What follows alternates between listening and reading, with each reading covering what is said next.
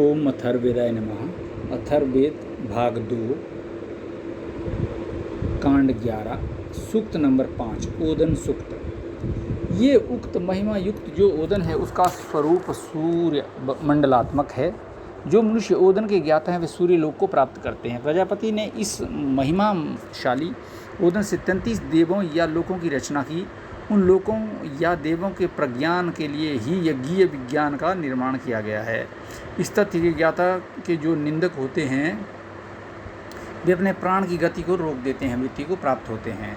उससे उसकी प्राण शक्ति का भी क्षय नहीं होता, अपितु उसका संपूर्ण अस्तित्व समाप्त हो जाता है। उसका सर्वस्व नाश ही नहीं होता, अपितु उसके प्राण असमय में ही उसका परित्याग कर देते हैं। सूक्त 6 प्राण सूक्त। जिस प्राण के अधीन ये संपूर्ण विश्व है उस प्राण के लिए हमारा नमन है।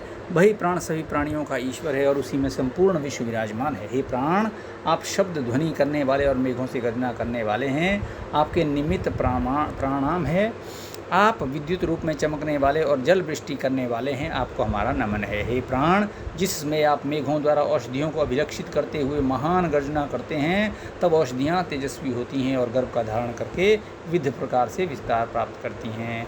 वर्षा काल में जब प्राण औषधियों को लक्षित करके गर्जना करते हैं तब उस समय सभी हर्षित होते हैं। भूमि के संपूर्ण प्राणी आनंद विभोर हो जाते हैं। जब प्राणदेव जल वृष्टि द्वारा विस्तृत भूक्षेत्र को सींचते हैं उस समय गौ आदि पशु हर्षित होते हैं कि निश्चित ही अब हम सबकी अभिवृद्धि होगी। प्राणदेव से अभिसिंचित हुई औषधियाँ प्राण के साथ वार्तालाप करती हुई कहती हैं कि हे प्राण, आप हम सबकी आयु की वृद्धि करें तथा सभी को शोभन सुगंधि से युक्त करें। हे प्राणदेव, आगमन करते हुए, जाते हुए, कहीं भी स्थित हुए तथा बैठते हुए सभी स्थितियों में आपके प्रति हमारा नमन है।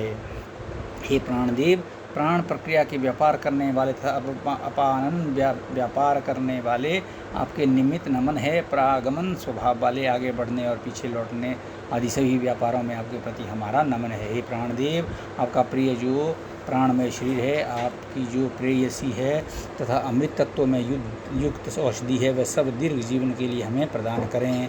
पुत्र के साथ रहने वाले पिता की तरह प्रजाओं के साथ प्राण रहते हैं। जो प्राण धारण करने वाले जंगम प्राणी हैं तथा जो ऐसे नहीं है, वृक्ष, पत्थर, धातु, वनस्पति, इन सबके ईश्वर नियंत्रण करता प्राण ही है। प्राण ही मृत्यु है, प्राण ही रोग आदि के कारण हैं। देव शक्तियाँ प्राणों की उपासना करती हैं। प्राण ही सत्यनिष्ठ व्यक्ति को श्रेष्ठ लोक में प्रतिष्ठित करता है। प्राण शरीर छोड़ते हैं तो मृत्यु होती है।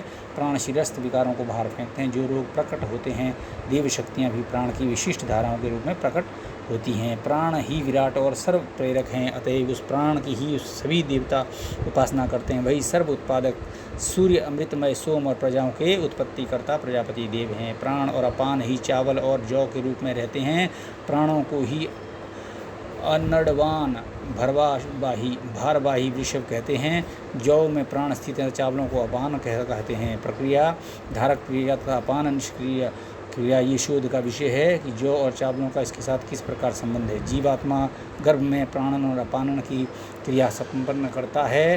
हे प्राण, आपके द्वारा प्रेरित हुआ प्राणी पृथ्वी पर उत्पन्न होता है। प्राण को मातृश्वा वायु कहा जाता है और वायु का नाम ही प्राण है। भूतकाल में, भविष्य काल में और वर्तमान में जो कुछ भी है वह सब प्राण में ही प्रतिष्ठित है। हे प्राण, जब आप वृष्टि द्वारा तृप्त करते हैं तब महर्षि अथर्वा द्वारा रचित अंगिरा गोत्रियों और देवताओं द्वारा निर्मित मनुष्यों द्वारा उत्पन्न की जाने वाली संपूर्ण औषधियाँ प्रकट होती है। जिसमें प्राण वर्षा ऋतु में वृष्टि रूप से विशाल पृथ्वी पर बरसता है तो इसके अनंतर ही औषधियाँ और वनस्पतियाँ प्रादुर्भूत होती हैं। हे प्राणदेव, जो आपके वर्णित महात्म्य को जानते हैं, जिस ज्ञानी मनुष्य में आप विराजमान होते हैं उसके निमित्त समस्त देव उत्तम लोक एवं अमरत्व प्रदान करते हैं। हे प्राण, संपूर्ण प्रजानन जिस प्रकार आपके निमित्त बलि लेकर आते हैं, हे श्रेष्ठ यशस्विन, उसी प्रकार आपकी महिमा को सुनने वाले विद्वान के निमित्त भी बलि प्रदान करते हैं। देव शक्तियों में जो प्राण है वही घर में विचरण है, सभी ओर संव्याप्त होकर वही पुनः प्रकट होता है। इस नित्य वर्तमान प्राण ने भूतकाल और भविष्य काल में उत्पन्न होने वाली वस्तुओं में इस प्रकार सभी शक्तियों से प्रवेश किया है जिस प्रकार पिता अपने पुत्र में अपनी शक्तियों के साथ प्रविष्ट होता है। जल से ऊपर उठता हुआ हंस एक पैर को उठाता है। हे प्रियजनों, यदि वह उस पैर को उठा दे तो ये आज कल दिन रात्रि प्रकाश और अंधकार कुछ भी शेष नहीं रह जाता। 8 चक्रों वाला ये नेमी धुरा हजारों अक्षर प्रभावों के साथ आगे पीछे घूमता है। अपने आधे भाग से वह विश्व के लोकों पदार्थों की रचना करता है। जो भाग शेष रहता है वह किसका प्रतीक चिन्ह है। जो प्राण अनेक जन्मों को धारण करने वाले चेष्टाशील संपूर्ण विश्व के अधिपति हैं, दूसरे प्राणियों की देह में शीघ्रतापूर्वक प्रवेश करते हैं, ऐसे ही प्राण आपके निमित्त हमारा प्रणाम है।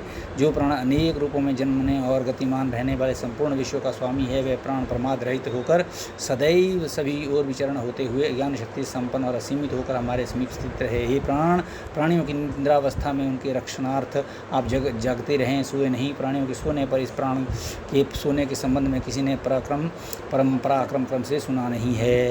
हे प्राण, आप हमसे विमुख न हो और हमसे दूर अन्यत्र न जाएं। हम आपको अपने तत्व के लिए बांधते हैं। वैश्वान अग्नि को जिस प्रकार देह में धारण करते हैं, उसी प्रकार हम अपने शरीर में आपको धारण करते हैं। ओम अथर्ववेदाय नमः।